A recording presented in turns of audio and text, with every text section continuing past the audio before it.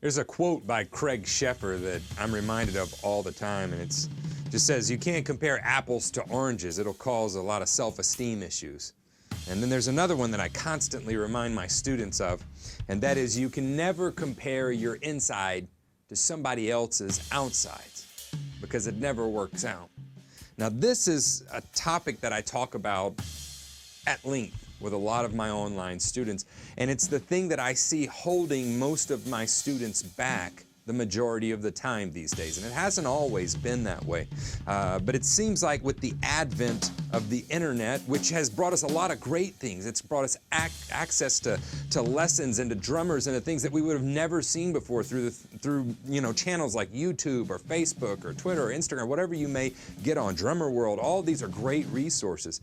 But the internet has also caused this paradigm shift that's not so great, and that is we've shifted from being inspired by what we see to comparing ourselves to that. So instead of listening to a new album and going, man, I love that, I'm inspired to go get on the drums, we listen and watch something and we go, I can't do that. Where did that shift come from? And I mean, I really think it came from, for instance, you got some kid in Hot Coffee, Mississippi. He's 12 years old and he decides he's gonna do a drum cover.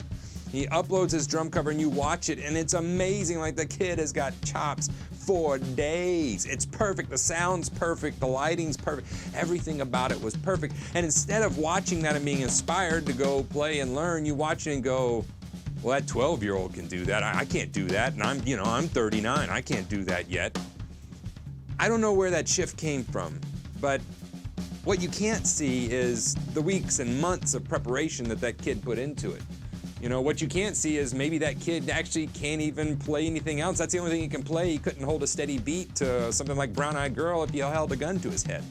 What you don't see is the 834 takes that he did to just get the perfect take so that he could put on YouTube. What you don't see is maybe the person he paid, to mix the thing. Or maybe he had to, learn hours of audio and engineering just to be able to come out with this one song. Like, you don't see anything.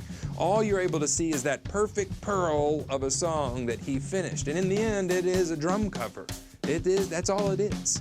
So we've had this paradigm shift of now we're not inspired anymore, we compare ourselves. And so to me, the biggest thing holding you back and my students back is this thing of comparison, because any athlete will tell you, if you lose a game mentally, you have lost it.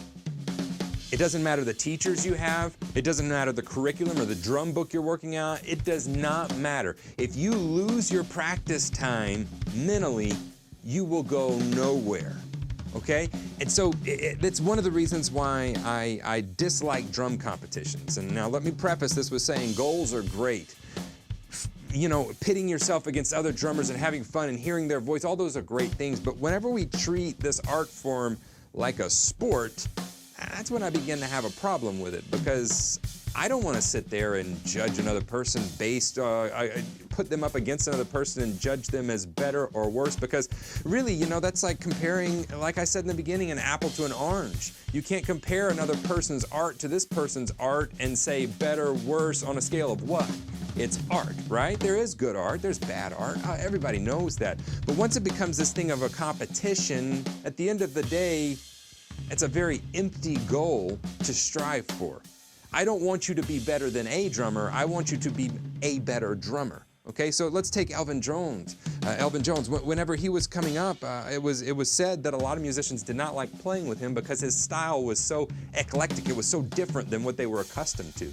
Now, what would have happened if Elvin would have taken that as criticism and started comparing himself to, say, the Art Blakey or Roy Haynes or something like that and going, I don't sound like them, so it must not be good enough. And he changes directions and begins to sound like maybe a Roy Haynes, and that's fine, but we already had one of those. If he had done that, we would never have had the immense body of work that he created with Coltrane.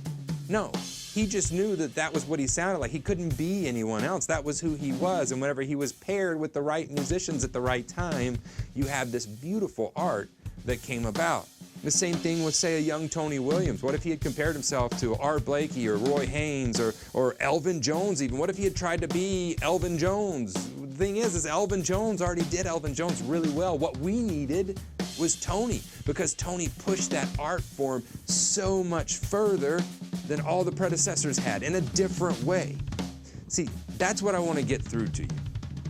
The only way this art form moves forward is if we have your voice. We don't need another Benny or a Vinny or another Steve Gadd. Matt Garska will always play Matt Garska better than you will ever play him. What we need as an art form is we need your voice, because the only way this goes in a different direction is if you take it and you take what someone else has done and you put your spin on it, and all of a sudden you make that your own, and now we have something different. So go practice, be inspired, turn off the computer, turn off your phone, stop comparing yourself to people on YouTube. Try to be a better you every day. Try to beat you at the drums that was there yesterday. Try today to be that guy. Try to be better than that guy. And that is how we move this art form forward. I'm gonna go practice.